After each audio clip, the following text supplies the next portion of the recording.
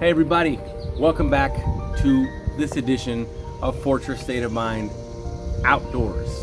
Just kidding, that's not a thing. I just happen to be outdoors. I'm in my backyard in a place that just gives me a little bit of serenity and nature, hearing the birds chirp, cicadas go off, even though I'm not a fan of bugs, and just enjoying the natural breeze. So thanks for joining me out here. And if you haven't already, make sure you're subscribing to the social media platforms because I'm doing a lot more information on a consistent basis versus a weekly push out on YouTube. So make sure you follow me on those channels. But listen, I wanted to get into something with you guys.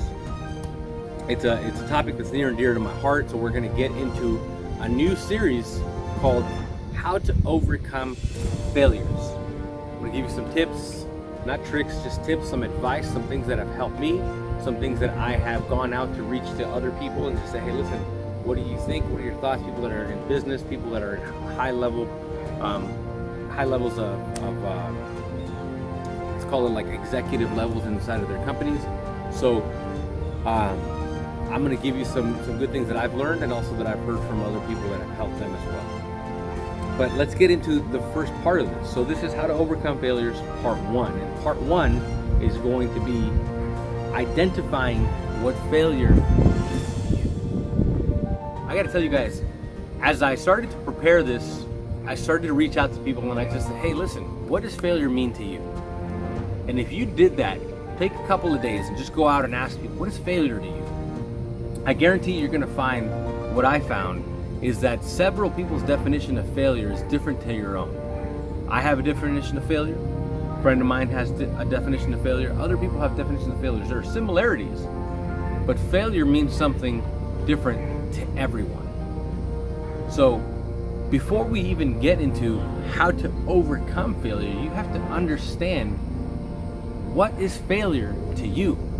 That's the number one thing for today. What is failure to me? You need to ask yourself that question. If you haven't already asked yourself that question, this is the time. And in order to identify that, you got to do a couple of things. Look into your life and say, you know what? When I have started something, what has stopped me? When I do bad at something, how do I respond to that? And I'll give you a couple of examples, okay? When you start school and you don't turn in an assignment on time, how do you treat yourself then? Ah, man, I'm such a failure. I suck. I should have done better. I could have gotten that in on time. Or is it, oh, hey, you know what? I made a mistake, but I'm gonna, I'll do better next time. How you respond to misses, to things that you could have done or should have done, that's where you define your failure, right? There are things that are going to be more important. School may not be the thing for you. Parenting may be the thing for you. I yelled at my kids today. I'm a failure, right? I started a business and it didn't go well. I'm a failure. I tried to create a new relationship and it didn't go off as I wanted it to. I'm a failure. So do you define your failures in relationships? Do you define your failures in business? Do you define your failures in a certain level that you're in as a parent, as a leader, as a friend? Where does your definition of failure come from?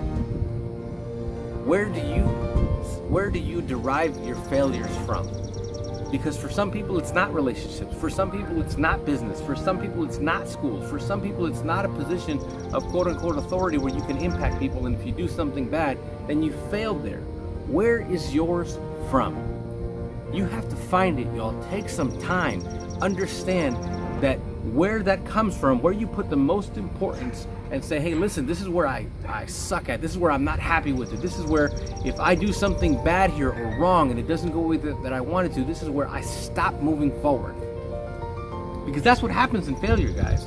The moment you're able to identify where your failure comes from, you're able to identify certain traits that caused you to get to that point. Okay? If you are a relationship person and the moment something goes wrong, you shut down and you stop everything that you're doing and you don't move forward and everything else stops. I don't do good at work anymore. I don't really want to eat. My eating habits go bad. If you work out, you stop working out. If you had friends and you were going out on the weekends and stuff, you stop going out because you know what? A relationship failed. So your failure was defined by relationship. Your responsibilities, the responses in life were defined, and your actions were defined by the failure in that relationship. Okay? Had that been something at work and I screwed something up and you were able to forget about it in 5 days, well, guess what? That's not your failure response. If you started a business and it didn't go as you wanted to, and it's 6 months down the line, and that caused you to just go into a turmoil, into a dark place for 6 months, but a relationship didn't do that to you, or work didn't do that to you, well, guess what? Then it's not a business, right? You need to find it, you need to define it, and you need to say, you know what? I now know what I put the most importance towards, so if I do fail at something, I know that that's causing me to stop progress in everything else. And let me tell you guys something. There have been times and moments that you've wanted to achieve certain things, that you've been going after what success means to you, and you have stopped because you failed in another area that was of more significance to you and of more importance. So if I leave you with nothing else today, is to identify where your failure comes from. Look at the different aspects of your life: work, relationships, friendships, businesses, schooling, whatever that is for you. Find it, identify it, recognize it, and own it.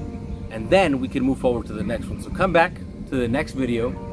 Make sure you like and subscribe. Make sure you share and talk to your friends, but identify your failure significance. Identify your failure moment. Identify your failure importance. Identify where you put the most significance of failure into your life, so that we can start to move forward after that. What is your failure point? Identify it. Let's get it, and then we can move forward. Talk to you guys on the next one. Stay strong, stay fortified, stay in a fortress state of mind.